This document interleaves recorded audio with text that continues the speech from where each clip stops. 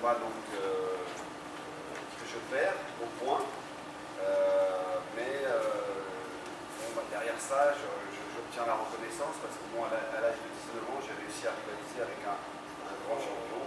Voilà, le combat, vous pouvez le voir sur YouTube aussi, sans image sur YouTube. Ensuite, ta conséquence en 84 à Bangkok, à l'anniversaire de Rome. On voit qu'entre 1988 et 1989, il y a plusieurs années qui se sont écoulées. Et c'est vrai qu'en 1995, j'ai encore une nouvelle chance pour discuter un titre mondial à Bangkok, le jour de l'anniversaire du roi, dans les jardins du palais, retransmis en direct à la télévision nationale et devant 200 000 spectateurs. Bon, et pour le plus gros promoteur de l'époque, qui était son Shahira Tanasuban, et c'est lui qui avait les boxeurs les plus dangereux dans son écurie. Je précise ça parce qu'en fait, en boxe thaï, malheureusement, les titres, ils sont un peu galvaudés, c'est-à-dire que il y a tout, il y a n'importe quoi qui est fait, et on peut organiser un gala et dire voilà, championnat du monde. Donc je préfère préciser dans quelles circonstances et dans quel contexte ça s'est passé, parce que ça a un petit peu plus de crédit qu'un championnat du monde qui est organisé, je sais pas, entre un Tétaouchnok, entre deux, voilà. C'est un peu plus crédible de le faire là-bas, à l'époque. Donc je gagne. Ouais. Ouais. Après j'ai fait deux autres championnats du monde, un contre Cobal à Los Angeles, que je gagne, et un... Ouais. T'as connu à Tapon aussi? Ouais. À Tapon aussi. Donc Cobal que je bats à Los Angeles, et après contre Kongsak, et là je perds fin du troisième round sur une ouverture du coup. Le médecin il décide de m'arrêter. Voilà. Oui, on va pousser champion, ça prend des références même encore aujourd'hui comme Kongsak, je veux dire, c'est le niveau du job, c'est vraiment des références dans le monde. Donc pousser nos champions du monde qu'on peut voir maintenant un peu partout en France, en Europe. Donc pour finir un peu, Guillaume a dans sa carrière 62 combats, avec 58 victoires, 4 défaites sur 62 combats, donc 32 par contre. En conclure, donc, c'est Guillaume est un précurseur du Muay Thai français. C'est le premier à être allé s'entraîner pendant le long séjour dans les camps thaïlandais, quand il n'y avait jamais eu d'étrangers auparavant. Grâce à son expérience unique en Thaïlande et grâce à son prodigieux entraîneur Banoy, il a acquis une connaissance technique du Muay Thai qu'aucun étranger n'avait réussi à maîtriser. Ouais, c'est flatteur. Mais bon, c'est vrai que quand vous regarderez les images de mes combats sur c'est des images qui ont déjà 20 ans, 25 ans. Et c'est vrai que j'étais déjà en avance un petit peu technique, parce que des fois il y a des styles qui vieillissent mal, et quand on les regarde on se dit bon bah ça, parce que la boxe thaï elle évolue, tout ça. Mais j'avais déjà acquis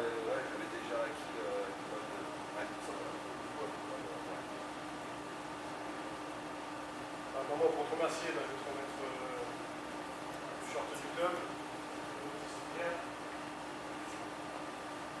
vais demander de saluer Guillaume et d'applaudir.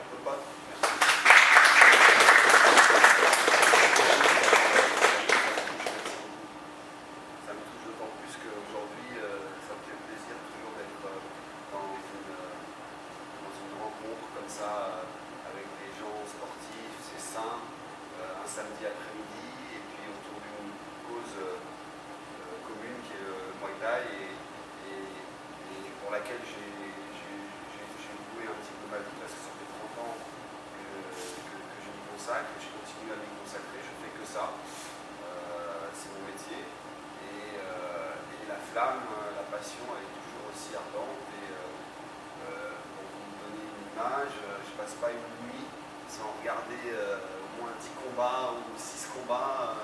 Voilà.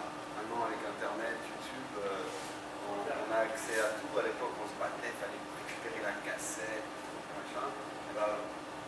Aujourd'hui à 44 ans, chaque soir, vers minuit, quand tout le monde dort à la maison, je suis là et je m'envoie des combats, et voilà, le goût, la flamme, elle est restée la même. Et quand je vais en Thaïlande et que je vois des gens de 75 ans qui sont encore au bord du ring, dans les stadiums, à être impliqués encore dans la discipline, ça fait plaisir aussi parce que je me dis que voilà, il y a quelques années et puis que je ne suis pas seul. Et là, pareil, ça fait plaisir aussi. Et, voilà, on va partager, on va essayer de se faire plaisir aujourd'hui. C'est le but d'un stage, c'est de se faire plaisir, c'est de travailler de façon empirique à la sensation. Il y a des choses qui vont peut-être des fois vous paraître un petit peu compliquées, mais en fait, il y a toujours un temps d'incubation. C'est-à-dire qu'il y a des choses que vous aurez déjà forcément vues avec vos entraîneurs, mais le rappel, c'est toujours bien. Et puis, s'il y a quelque chose que vous découvrez, mais qui vous semble un peu inaccessible, sachez que le fait de le travailler, vous allez avoir un temps d'incubation et vous allez vous retrouver peut-être des fois c'est un mois après, à ressortir la gestuelle, à passer la technique, et ça aura été le temps d'incubation qu'il aura fallu, mais il aura fallu travailler quand même. C'est un peu comme le joueur de guitare, avant de savoir jouer un morceau mélodieux, il a répété ses gammes. Là c'est un petit peu la même chose. On va un peu axer sur les coups de genoux, parce que moi j'avais développé un style qui était beaucoup axé sur les coups de genoux. C'était un petit peu ma spécialité, on va dire. Donc, c'est un peu aussi ce qui fait l'identité de la boxe thaï par rapport aux autres formes de boxe. C'est-à-dire que la boxe thaï, c'est la seule boxe qui utilise les coups de genoux, les coups de coude, les saisies, les projections. C'est un peu ce qui fait l'identité de ce sport, qu'il soit total. Donc, je vais essayer de vous faire travailler sur tout ce qui est coups de genoux, saisie, corps à corps, projection, des choses comme ça, si ça vous dérange pas. Prendre une photo. Alors quand tu me remets le short, là, il n'y a pas quelqu'un? Impeccable, c'est bon pour moi. Fait? Non, vas-y. Tu peux zoomer? Oui, c'est bon, il n'y a pas de souci. Merci. Merci, Guillaume. Allez, bon entraînement, les gars. Alors, on va se mettre saluer pour marquer le début de notre stage. Et puis derrière, on va faire un échauffement. Ok. Et puis ensuite, on va rentrer dans le corps du stage avec etc. N'hésitez pas à poser des questions. Vous levez la main. Vous avez peut-être une question maintenant? Tout le monde est en forme? Bien. Allez, on va saluer.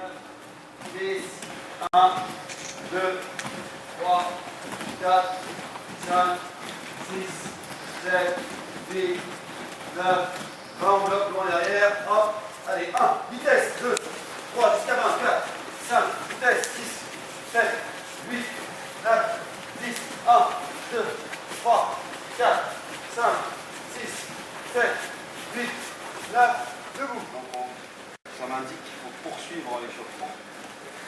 Position pour 1, 2, allez soldats, 3, 4, on se pas le dos, dans les bras, 5, 6, 7, 8, 9, 9.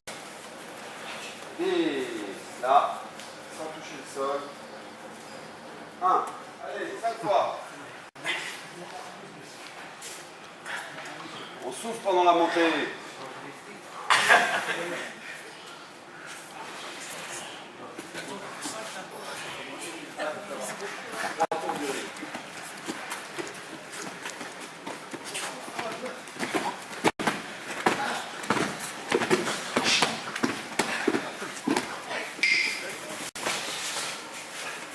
Pas dit qu'on se caresse, je dis on envoie un direct.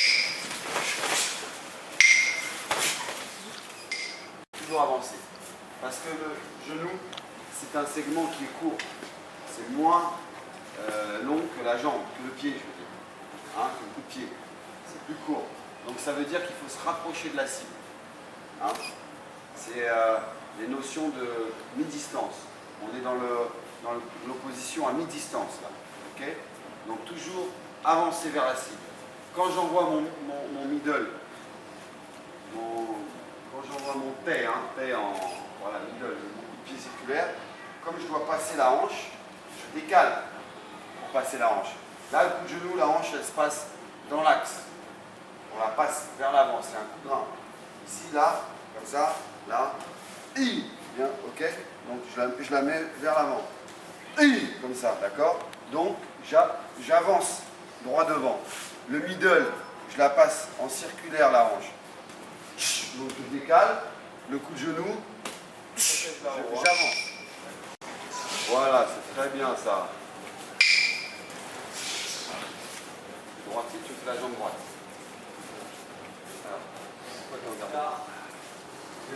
Il va y avoir un attaquant et un contre-attaquant. Ok? On va commencer crochet du bras arrière. Il m'envoie un crochet. Bam. Ok, il m'envoie un crochet à la face. Donc crochet. Hop, je bloque. Ici, je rentre. L'autre côté. Blocage. Coup de genou à l'intérieur. Encore. Hop. Hop. Vous comprenez le principe là? Blocage, je rentre. Je peux même le faire en même temps. Là, je l'ai fait en même temps. Mais au début, vous bloquez d'abord. Vous bloquez. Donc blocage sur le côté, comme ça, vous bloquez. C'est trop loin.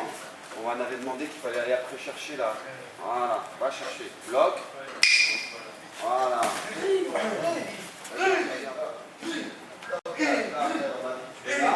Là. Non, attends.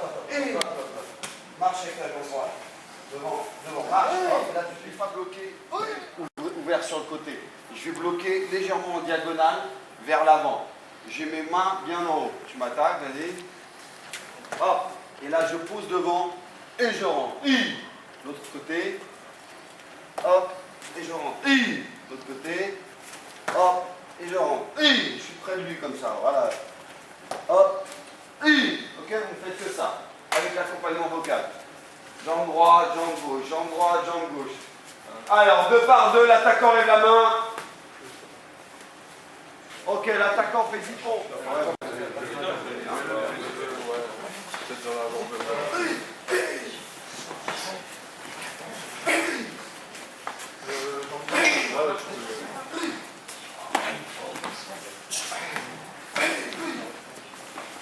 Il y a 3 minutes, appliquez-vous. Allez. On bloque avec le milieu du tibia.